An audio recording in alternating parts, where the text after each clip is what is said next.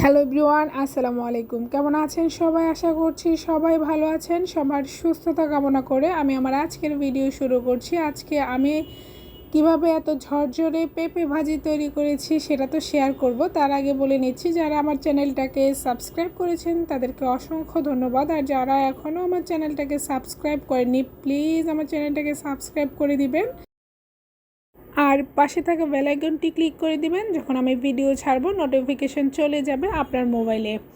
তো আমি আজকে ঝরঝরে পেঁপে ভাজির কীভাবে করে থাকি সেটা আপনাদের সাথে শেয়ার করব। তো আমার পেঁপের ছোট্ট একটা অংশ বাকি ছিল, আমাদের জন্য সবার হয়তো বা ভাজিটা করলে হবে না, যার কারণে আমি ছোট দুইটা আলু এর মধ্যে অ্যাড করে দিব। কিছুই না জানা মেয়েরা একটা সময় দায়িত্বের কারণে প্রয়োজনে অনেক কিছুই শিখে নেয়, তার মধ্যে আমিও একজন। পেঁপে আলুগুলো আমি খোসা ছাড়িয়ে নিয়েছি। খোসা ছাড়িয়ে একটা গ্রেটারের সাহায্যে আমি ভালো করে গ্রেট করে নিব। গ্রেট করে আমি ধুয়ে একটা ঝুড়িতে রেখে দেব পানিটা ঝরার জন্য। পাশে একটা প্যান বসিয়ে দিলাম। প্যানটা গরম হয়ে আসলে আমি এর মধ্যে দিয়ে দিলাম পরিমাণ মতো তেল। আমি এই প্যানটাতে ডিম ভেজেছিলাম, যার কারণে আগেই কিছু তেল ছিল। দিয়ে দিলাম পাঁচফোড়ন। পাঁচফোড়নটা আমি নেড়ে চেড়ে সুন্দর একটা ফ্লেভার চলে আসলে এর মধ্যে আমি দিয়ে দিব পেঁয়াজ কুচি।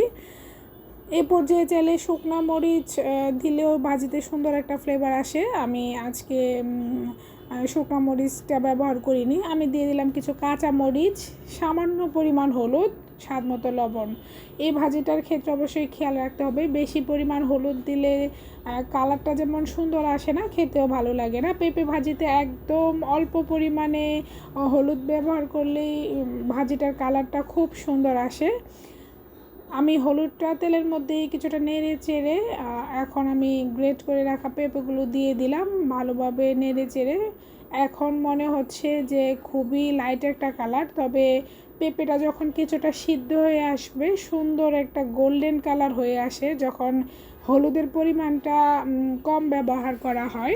আমার রান্না করার অভিজ্ঞতা থেকে বলছি, আমি যখন যে কোনো ভাজি করি তেলের মধ্যে হলুদটা দিয়ে যখন আমি নেড়ে চেড়ে ভাজিটা করি, তখন দেখি খুব সুন্দর একটা গোল্ডেন কালার আসে। তো আমি কিছুক্ষণ ঢাকনা দিয়ে রেখেছিলাম 5-7 মিনিটের মতো। এর মাঝখানে আমি নেড়ে চেড়ে দিয়েছি। আমি আবারও ঢাকনাটা উঠিয়ে কিছুক্ষণ নেড়ে যে চেক করে নিলাম, আরও কিছুটা সিদ্ধ হতে বাকি আছে। এর মধ্যে আমি আরও কিছু কাঁচামরিচ দিয়ে দিলাম। ভাজা জিরের গুঁড়ো দিয়ে আমি এখন ভাজা ভাজা করে নিব। এখন শুধু পেঁপের গায়ে লেগে থাকা পানিটাকে আমি শুকিয়ে নিব। আর কারণ আমার এই পর্যায়ে রান্নাটা একদমই হয়ে এসেছে।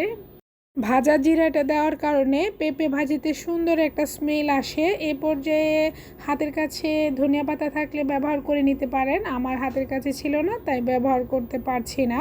পেঁপের গায়ে লেগে থাকা যে পানি পানি ভাবটা আমি একদমই শুকিয়ে ফেলবো।